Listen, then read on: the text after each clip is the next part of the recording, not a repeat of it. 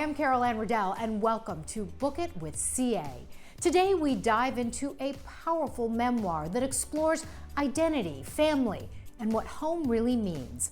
Author Ly Tran came to New York City from Vietnam as a little girl. She chronicles that journey in her book, House of Sticks. Ly, thank you so much for being here today. Thank you so much for having me. It's such an honor to be here. So your memoir is House of Sticks, and I just first have to say that I loved it. I found it incredibly moving. The memoir tells the story of you and your family coming to New York City from Vietnam. You were just a little girl. So can we start there? Tell us a little bit about those early years here in New York. Absolutely. Well, first, we came here through something known as the Humanitarian Operation, which is a government program that was designed to resettle former prisoners of war here in the States. And my father served about a 10-year sentence in the re-education camps of Vietnam. He was a lieutenant in the, we call it the American War, but here it's the Vietnam War. And so, our family was persecuted even after he was released from prison. So we just had to find ways to come over just to leave Vietnam somehow. And yeah. We tried to actually escape by boat a few times, and that didn't work out.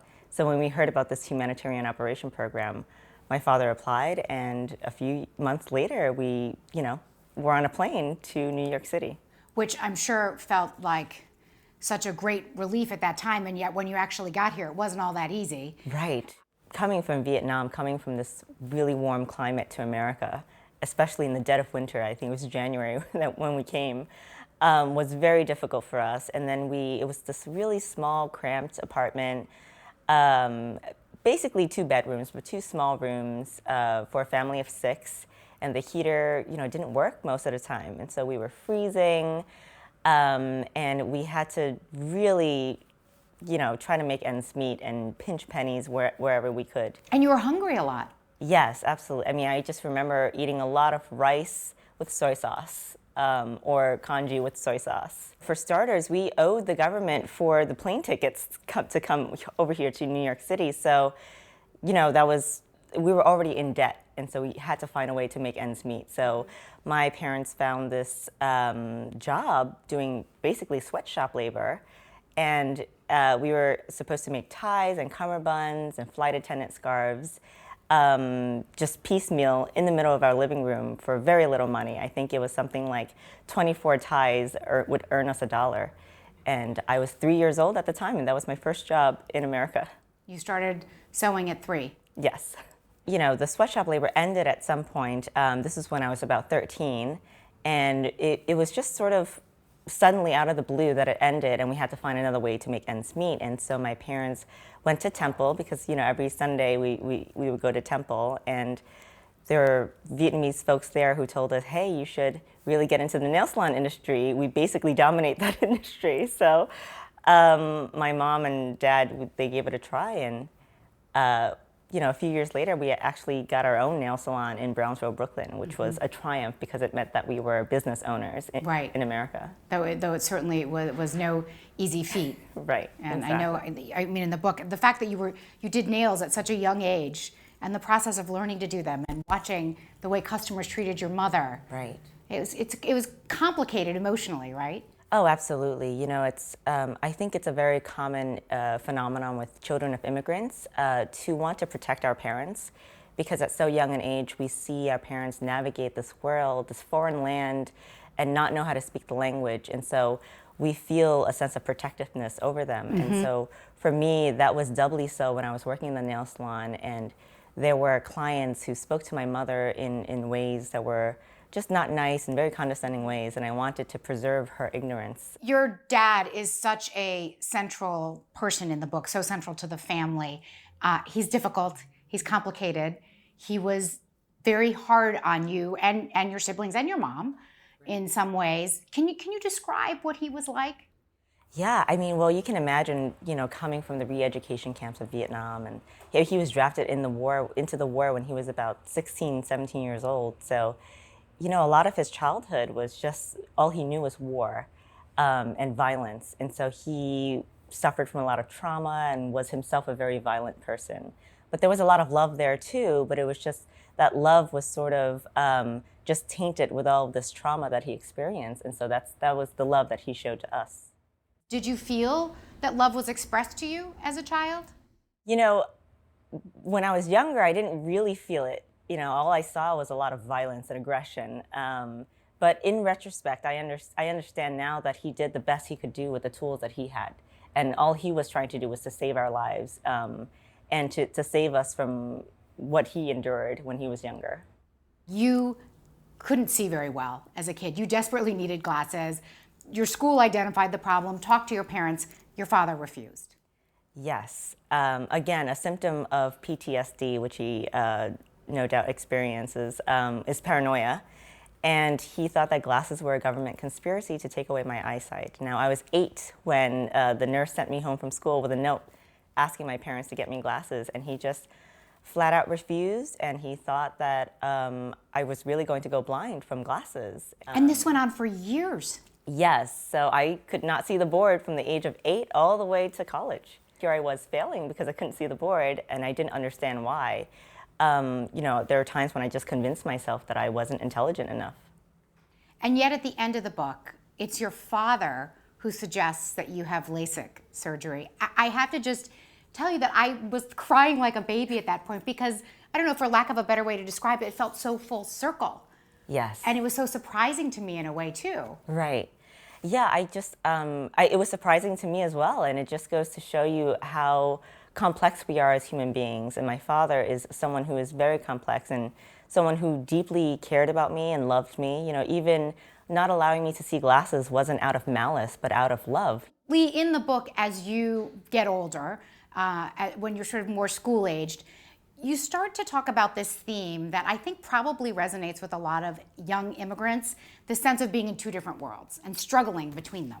Can you talk about that? Absolutely. You know, I always felt my whole life like I was walking a tightrope between these different spheres of identity. You know, I was a student by day and a sweatshop laborer by night. I was the only girl in a household full of boys.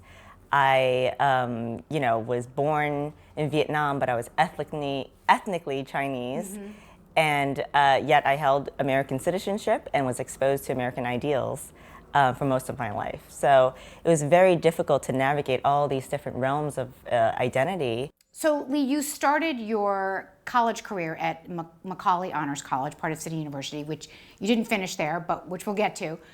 I was really struck in the book when you talked about getting into your dorm room and having this sort of clean, well-organized space to yourself. And it was such a stark reminder of what you had not ever had.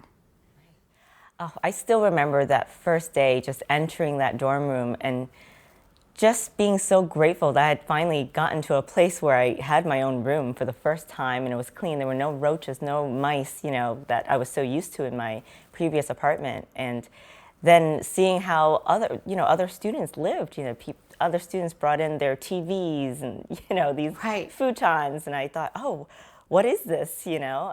I didn't even know what proper bedding was. Wow. Yeah.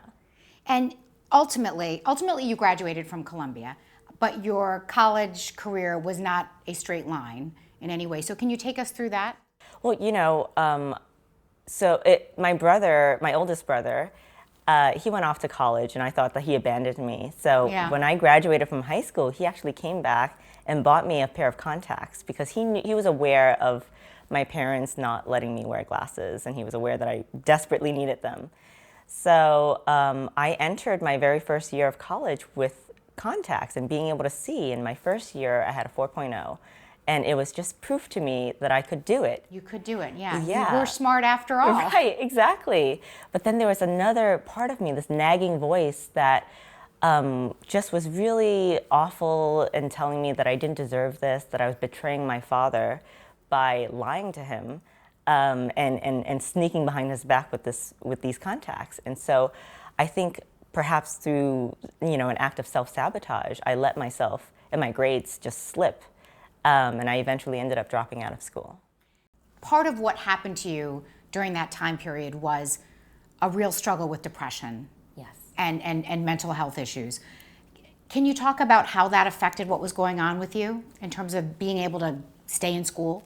Yes, I think, you know, all those years of trauma really caught up to me when I got to college, or even before when I was in high school and my grades were slipping. But it all culminated in this moment where I just was not doing well. I didn't believe in myself. I was repeating this certain narrative that I didn't deserve to be in a better place in my life, that I had abandoned my parents. And you know, I tried to speak to my brothers about it, but mental health is taboo in the Asian American community, or in many communities actually. And they all just said, Ly, you know, don't worry about it. You're overthinking things. Yeah. But it was a really lonely experience. Yeah. There's a moment in my book where, or rather in my life, where I was sent to the psych ward at Mount Sinai, and nobody knew I was there. I didn't tell my brothers, I didn't tell my parents, and I think there was a real sort of fear of being judged for my mental condition.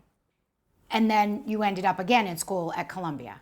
Yes, which is incredible. I mean, I'm so blessed because of these people that I've met in my life. So after I dropped out of school, I actually pretended for 2 years to go to school so that my parents would never find out. You know, I would leave the house at a certain time every day and come back and just, you know, make up classes that I was attending. Wow. And eventually I met someone at the Mount Sinai Adolescent Health Center, and she was a legal advocate for kids. And I'd met her previously when I was in high school, but I met her again after I dropped out, and I told her my story, and she just said, Ly, you need to be in college. And she suggested that I apply to Columbia University amongst, you know, 8 other universities. And I just remember thinking that it was a joke. I didn't believe, you know, how could I dropped out with nearly a 2.0 GPA. I thought, why would Columbia of all schools accept me? And she said, Ly, just try. There's this incredible program called the School of General Studies that is made for non-traditional students such as yourself. Out of all the schools that I applied to, Columbia was the only school to accept me.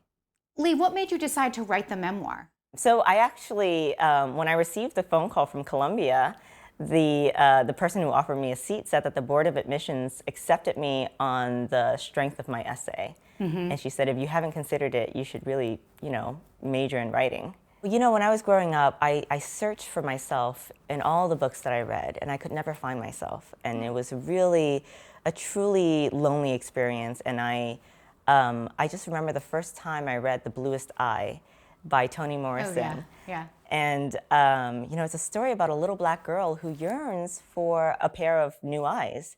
And here I was, you know, I'm not black, but I am a girl, and I did need a pair of new eyes. And so I just found myself gravitating towards Pecola Breedlove in this story. And I remember thinking to myself, what an incredible power to connect to others through literature, through writing. And I so desperately wished to have that power. Yeah. And so when I was, you know, working on my memoir, I thought of all the little girls and all the little boys out there who yearn to see themselves represented in literature. And I hope that my memoir does that for them. What is the meaning of the title, House of Sticks? I have my own thoughts, but I'm really interested to know. You know, it's funny because I stayed up really late one night. I mean, it was till 4 or 5 a.m., just sort of really trying to think of what a title could be. And I came up with House of Sticks. It was just something that popped up in my mind.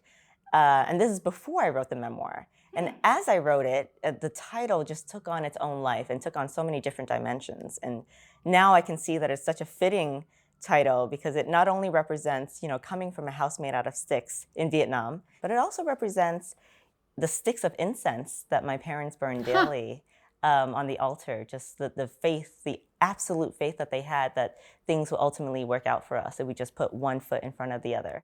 So how did your family react to the memoir? You know, they reacted in such a gracious and wonderful way. They were so supportive. When it came out, of course. When I was first telling them that I was working on a memoir and I was a writer, you know, my parents were saying, okay, you know, are you going to get a real job at some point? Yeah. And, you know, it took me 7 years to write this memoir, so it wasn't a short amount of time. And they were very concerned about me and concerned about where my life was headed. And so I just remember the first time seeing them hold my book in their hands. It was such a magical moment, so beautiful. And they cried. But there are aspects of the book that they might have felt were not things that they wanted publicly discussed, I imagine, or was that not the case? Well, you know, when I first embarked on this project, I told them I'm writing this memoir. It's about my life, which inevitably includes you and your lives, and I'm going to paint us all in the most humanistic way possible. You know, I'm just going to celebrate our humanity in all of its complexity. And that also means talking about the dark moments. And, you know, sometimes and myself included, I don't paint myself in the best light always. Mm-hmm. And they said to me, Lee, you do what you need to do. Was the candor, the level of candor, difficult for you at all? You know, I think what was difficult was in really honoring my emotional truth. And that meant not asking anyone else for permission to tell my story. And which I was really, you know, first starting out, I thought, oh gosh, like, is it okay for me to say this about my friend? Is it okay for me to say this about my parents? But ultimately, I decided that the only permission I needed was from myself. I love to hear about the process of writing for authors, and I read in an interview that you gave that you said 99% of the time you dread it. Yes. You know, it's funny, every time I get this question, I so wish that I could say that I was a disciplined writer. I woke up at the same time every day, you know, crack of dawn. But no, I spent most of the 7 years writing this memoir in a corner of my room crying, pulling my hair out, and just, you know, trying to make sense of what had happened to me, sifting through all of these dark memories. How do you feel now looking back on where you were and what you've accomplished? Oh gosh, I mean, I have so many emotions, you know, just thinking back on, you know, the little 3-year-old who was just cutting, you know, fabrics with my family in 1993, and then not being able to see all of these things, this entire life trajectory that I've been on, to now being able to say that I am an author. It's such an incredible experience to be able to step into my power and my identity. And just a final thought, Lee, what do you hope readers take away from the book? I hope that readers take away hope, I guess, and compassion for others. I think all of us are struggling with our own demons, and that's something that I really had to understand about my parents and my brothers and everybody in my life, to really come to this place of equanimity and of forgiveness, both for myself and for others. Lee, thank you so much for all this time. I loved chatting with you, and I really so enjoyed the book. Thank you so much. It's been so delightful talking to you today, and such an honor to be here. Thanks. And now it's time for our regular segment, Uncensored, with award-winning columnist and author Linda Stasi. As usual, she's got plenty to say. Have at it, Linda.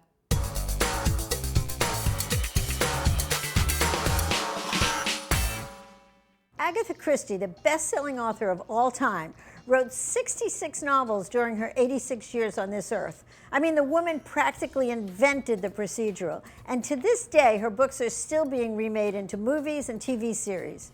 Christie knew that a great mystery had to ask and answer who, what, when, where, why, and how. That's why her books are so satisfying. We know the payoff will definitely come at the end. The thing is, Christie did something in her own life that didn't answer any of those things. When her own husband, Archie, took up with another woman, Christie disappeared for 11 days. Her disappearance set off the largest manhunt, or should we call it woman hunt, in UK history.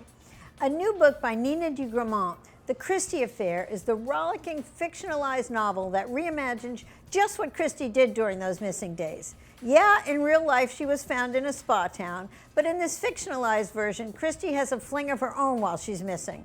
It's also, and it's mostly about, Archie's fictionalized mistress, Nan. Turns out Archie's real-life mistress was also named Nan, though she didn't have a miserable life, the way she does in this book.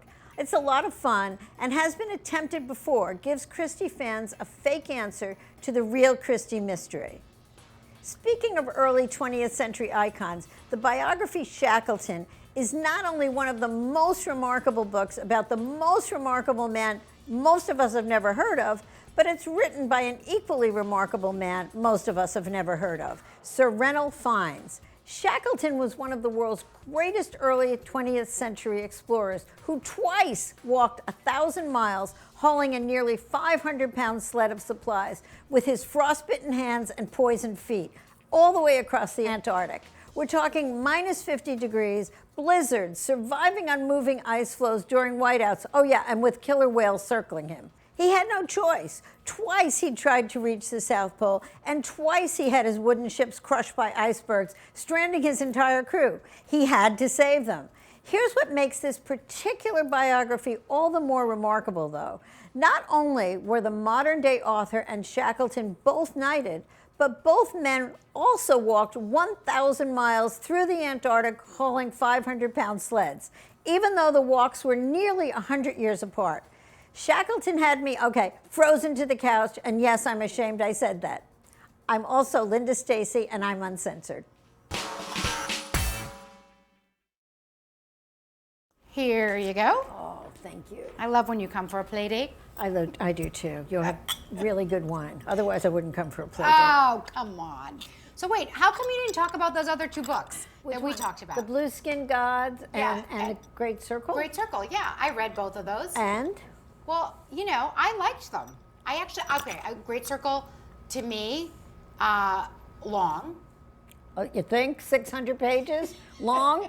The Bible is shorter. I mean, that's a little harsh, Linda. I mean, it's a pretty good storyline, though, because you've got this famous actress who's playing the part of a female pilot, and at the turn of the century. And it's very a little bit Amelia Earhart, but I don't know, I thought it was pretty interesting. No, I thought it was really interesting too. I thought it would have been more interesting at 400 pages, and I really liked it, but it didn't stick with me. It didn't stay with me, and I don't know why. And I think maybe it was because they kept introducing the Hadley modern-day actress character, which kind of stopped the flow of the book for me. I was much more interested in the early pilot. The Marion Graves character. The Marion Graves character. I mean, she was something. She grew up like a wild child, almost feral, and she became a pilot. I love that. I really love that part. That part. And I didn't care about the wild child of the 21st century. Well, I kind of liked her, though, because it was interesting to me that she had this link